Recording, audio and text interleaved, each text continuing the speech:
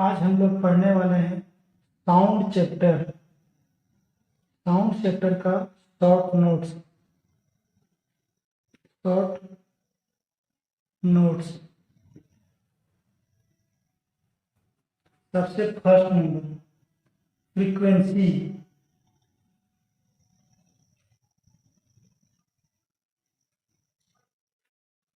Frequency तो frequency बराबर होता है 1/t। और यहाँ टी क्या है? Time period. टी क्या है? Time period. अब सेकेंड पढ़ेंगे लाउडनेस।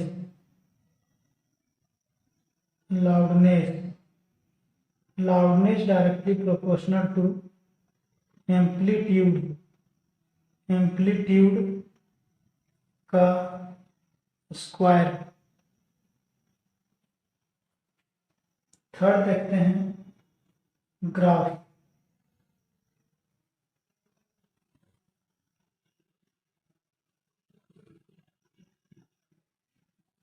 ये साउंड है, ये क्रेस्ट टू क्रेस्ट है, ये क्रेस्ट है और नीचे जो होता है उसको बोलते हैं ट्रफ। ये क्या है? ट्रफ है और ये क्रेस्ट है।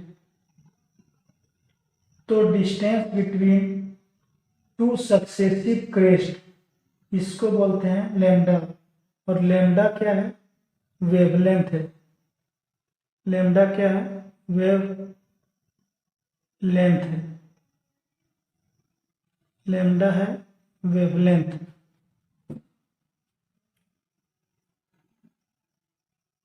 अब हम लोग देखते हैं डिस्टेंस बराबर होता है speed into time. Speed into time. और डिस्टेंस यहाँ क्या है? डिस्टेंस है लैम्डा। डिस्टेंस क्या है? लैम्डा। स्पीड को v से दिखाते हैं और टाइम होता है 1/f। टाइम यहाँ से निकालेंगे तो होगा 1/f। तो क्या हो जाएगा? लैम्डा इंटू फ्रीक्वेंसी बराबर होगा स्पीड। लैम्डा इंटू फ्रीक्वेंसी बराबर स्पीड होगा। ये भी देखते हैं। अब इसके आगे देखेंगे। अब हम लोग एम्पलीट्यूड समझते हैं। एम्पलीट्यूड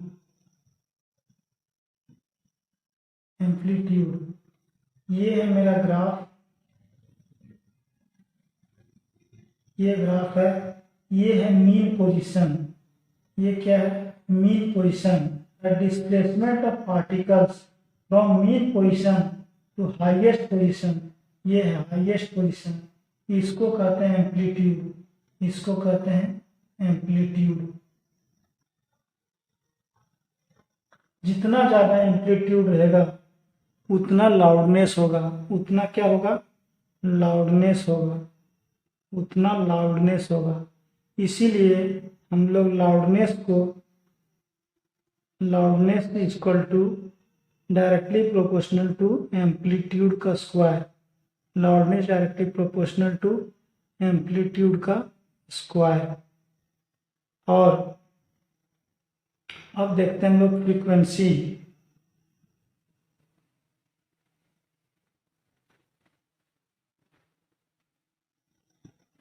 देखते हैं फ्रीक्वेंसी। दो ग्राफ बनाएंगे। ये है एक टाइम पीरियड में नंबर ऑफ साइकिल्स किसमें ज्यादा है?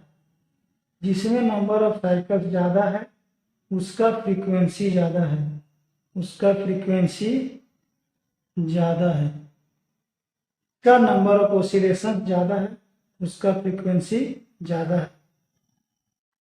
Number of oscillation in 1 second is called frequency.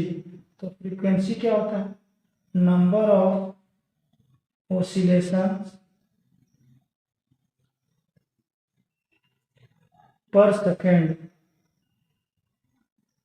Is called frequency. और फ्रीक्वेंसी अगर ज़्यादा है तो उस साउंड का पिच ज़्यादा होगा। क्या ज़्यादा होगा? पिच ज़्यादा होगा। अब इसके आगे देखते हैं।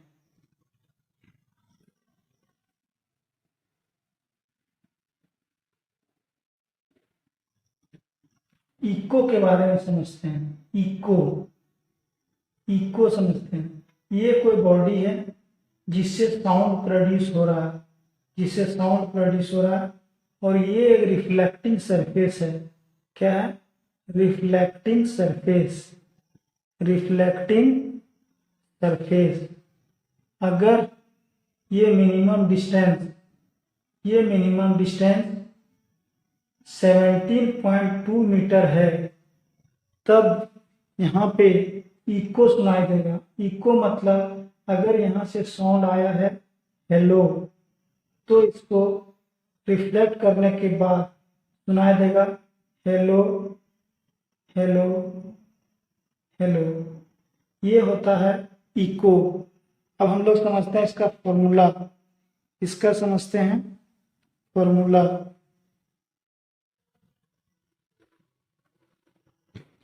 ये कोई बॉडी से इको प्रोड्यूस हुआ है, और यहाँ से यहाँ का डिस्टेंस अगर डी है, और टाइम, ध्यान देना यहाँ पे कि टाइम जो है वो जाने का टाइम और रिटर्न होने का टाइम, टोटल टाइम है वो है टी। टोटल टाइम है टी। तो यहाँ पे टोटल डिस्टेंस हो जाएगा, टोटल डिस्टेंस हो जाएगा 2d, जाने का d और रिटर्न होने का d, इसलिए 2d बटा टाइम। और टाइम ये क्या है? जाने का टाइम और रिटर्न होने का टाइम। तो ये हो गया स्पीड। स्पीड बराबर हो जाता है 2d बटा टाइम। ये हो जाता है 2d बटा टाइम। ये इको का फॉर्मूला है। किसका फॉर्मूला है? इको का फॉर्मूला है। Thank you.